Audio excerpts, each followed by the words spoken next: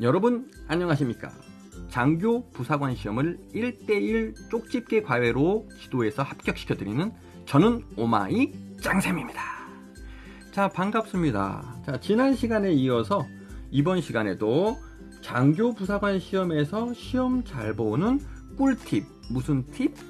꿀팁에 대해서 여러분들에게 알려드리도록 하겠습니다. 자, 지난 시간에 첫 번째 아는 문제부터 재빨리 풀어라라고 하는 말씀을 드렸고요. 두 번째 우리가 국어 문제, 언어 논리 같은 경우에는 지문장의 독해 문제는 지문을 먼저 읽지 말고 바로 다이렉트로 문제부터 파악하고 지문에서 답을 찾아라라는 그런 핵심 꿀팁을 전해드렸습니다. 자, 이번 시간에는요, 여러분 단순 연산 문제에 시간을 뺏기지 마라 이런 얘기입니다. 단순 연산 문제. 자, 특히 자료 해석이라고 하는 것은 여러분 수학을 의미하는 거죠. 수학. 많은 분들이 그런 얘기를 하십니다. 선생님, 수학을 할 때 어려운 부분이 뭐냐면 첫 번째 뭐다? 소수점 계산하기 어렵다. 소수점 계산이 어려워요, 선생님. 그 다음에 선생님, 4자리수 이상의 나눗셈 문제가 4자리수 이상의 나눗셈 문제 이런 거 있지 않습니까? 빡빡빡빡빡 들어가는데 빡빡빡 이런 식으로 나눗셈의 자릿수가 많아버리면요, 우리 학생들이 상당히 까다로워합니다.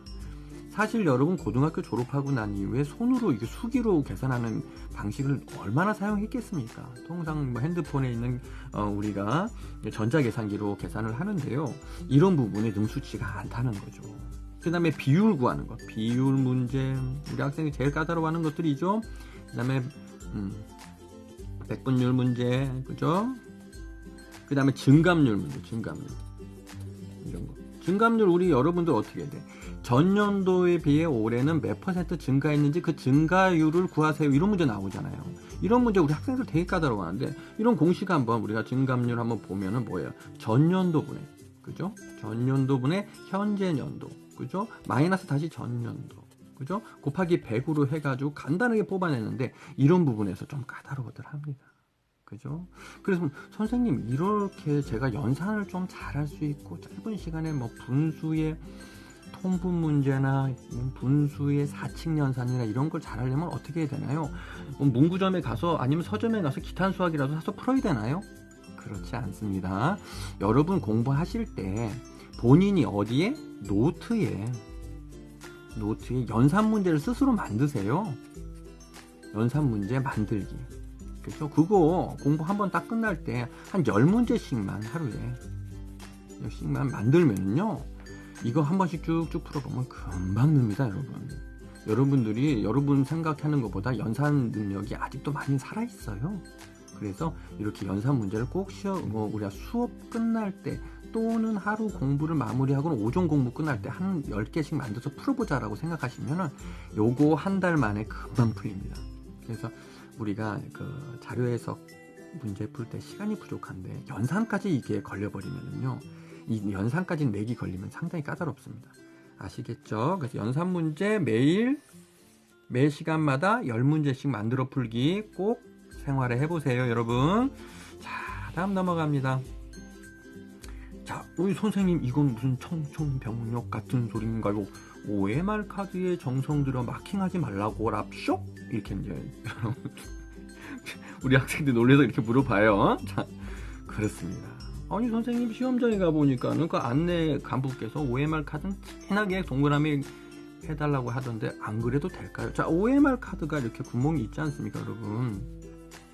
선생님도 예전에 근무할 때 보면은 OMR 카드 이렇게 체크해도 다 체크가 되고요, 또 바쁠 땐 이렇게 눌러도 이렇게 다 체크가 됩니다. 꼭 여기다 대고 정성껏 3초 이상 돌릴 필요가 없다는 거죠. 그럼 선생님, 그게 뭔 의미가 있습니까? 의미가 있죠. 지각 속도 같은 거 풀 때요, 여러분. 특히 지각 속도나 공간 능력 같은 거 능력 풀 때, 지각 속도 같은 건 여러분이 아시는 분도 계시지만 3분에 30문제 풀어야 됩니다. 그죠? 많이 풀면 많이 가져가는 거예요. 이거는 정말 그 점수 가져가는 문제들인데, 이거 3초씩 돌리고 있으면 문제 하나 못 보는 거예요. 따라서 이 지각 속도 같은 문제는 그냥 바로 체크. 바로 그냥 쭉쭉 눌러줘서 이렇게 체크해도 컴퓨터가 기가 막히게 찾아냅니다. 그거를 정답을. 그렇기 때문에 여러분 걱정하지 마시고 너무 정성 들여서 시간도 없어 죽겠는데 마킹에 집중하지 않으셔도 되겠습니다. 아시겠죠? 이런 부분들도 정말 선생님 1, 2초 차이인데 그렇게 차이가 클까요? 네, 차이가 큽니다. 그래서 여러분들 꼭 실천해 보세요. 다음, 옳지 않은 것을 묻는 문제는 마지막 번호부터 거꾸로 확인하라. 이런 노하우를 알려드리고 싶습니다. 옳지 않은 거요? 그렇죠. 여러분, 옳지 않은 거, 뭐 바르지 않은 거, 뭐 다른 뭐 여러 가지 나올 수가 있지 않습니까? 바르지 않은 거. 것은 뭐 이런 식으로, 특히 뭐 우리가 한국사라든지 그 다음에 또 그 언어 논리라든지 특히 또 그 자료 해석의 수학 파트라든지 이런 게 나와요. 이게 바로 이제 킬링 타임 문제, 시간을 갖다 잡아먹는 문제입니다. 자, 그렇다면 자, 여러분이 입장을 바꿔놓고 한번 생각해 보십시오. 여러분이 이제 문제를 내시는 그 기출자야, 즉 출제자란 말입니다. 내가 문제를 낼 때 가만히 보면 내가 아깝게 정말 문제를 만들었는데 1, 2번 안에 답을 자꾸 주고 싶겠습니까? 안 주고 싶다는 거야. 옳지 않은 거, 바르지 않은 걸 찾는다는 것은 3번 이후로 숨길 확률이 비교적 높다는 거죠. 따라서 여러분들은 그럴 때 이 문제 출제자의 이런 성향이나 의도를 역이용하는 거지. 그래서 출제자의 의도를 역이용하자. 이렇게 되는 거죠. 따라서 1번부터 쭉 해서 5번까지 있는 이런 답안이었다면 5번부터 역으로 확인해 들어가는 거예요. 5번, 4번, 3번 이렇게. 그러면 문제자는 아꼈던 문제이기 때문에 거의 이렇게 옳지 않은 거, 시간을 계속 끌게끔 하는 문제는 3, 4, 5번에 숨길 확률이 비교적 높습니다. 그래서 쉽게 찾아낼 수가 있는 거예요. 모든 문제에 적용하라는 것이 아니라 이렇게 나온 문제만 적용하시면 돼요. 그래서 이렇게 출제자의 의도를 역용할 줄 아는 현명한 여러분이 되시기 바라겠습니다. 자, 그럼 다음 장 넘어갑니다. 자, 지금 여러분께 보여드리고 있는 내용들은 장교 부사관 시험에서 시험 잘 보는 현장의 꿀팁에 대해서 말씀드리고 있다는 거죠. 잘 파악을 하셔서 여러분 시험 보실 때 많이 도움이 됐으면 좋겠어요. 저희 제자들만 알려드리는 게 아니라 우리 유튜브 시청자 여러분들에게도 오마이짱쌤이 감사 인사로 구독자 540명, 그 다음에 조회수 28,000건을 넘기는 이 시점에서 감사의 보은의 마음으로 알려드리고 있으니까 잘 체크하세요. 자, 다음, 문제를 계산하면서도 수시로 지문의 답과 비교하라 이겁니다.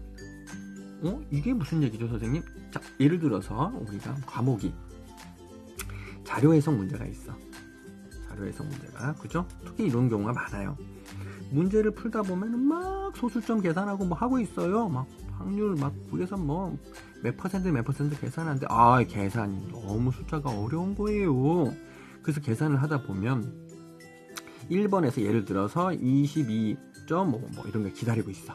2번에 뭐 예를 들어서 24.8 이런 게 기다리고 있어.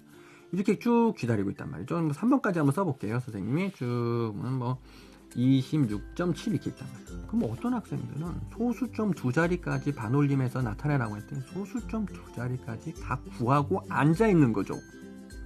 그러면 자료 해석의 출제자의 의도에 여러분이 말리는 겁니다.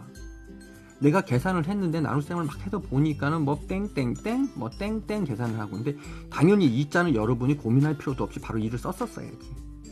그렇죠? 그래서 계산을 했어. 근데 2냐 4냐 6이냐 여기서 결정이 되는 겁니다. 이 뒤에 거 뭐 소수점 요거에다 점에다 요거는 이제 소수점이 아니고 점 뭐뭐 했는데 여기까지 계산할 필요가 없다는 겁니다. 자꾸 수시로 문제를 풀면서 문제지에 나와 있는 지문의 답을 눈치껏 빨리빨리 확인해서 얘가 계산을 했더니 선생님 4가 딱 나왔다는 거예요. 그럼 모든 계산은 올스톱이에요. 바로 얘가 답이에요. 이렇게 여러분들이 현명하게 체크를 하셔야 됩니다. 아시겠죠? 이미 24가 나왔는데도 여기서 계산을 더 하고 얘는 24.8이 나왔는지도 모르고 혼자서 나룻배를 타고 계산의 늪 속에서 헤매고 있으면 안 된다는 거죠. 아시겠죠? 그래서 항상 문제를 계산하면서도 수시로 지문의 답과 비교하는 그러한 여러분 그 좀 센스 있고 눈치 빠른 이러한 그 현장에서의 노하우를 알아주시기 바라겠습니다. 아시겠죠? 그렇습니다. 여러분 잘 하실 거예요. 오마이장쌤의 우리 구독자 여러분들과 시청자 여러분은 다 똑똑하시니까요. 그죠? 자, 7번째. 정확도보다는 스피드가 핵심이다. 그렇습니다. 여러분 스피드가 중요합니다. 정확도도 물론 중요하죠. 이 두 가지가 참 양날의 칼이에요. 다 중요해요. 우리 시험에서는.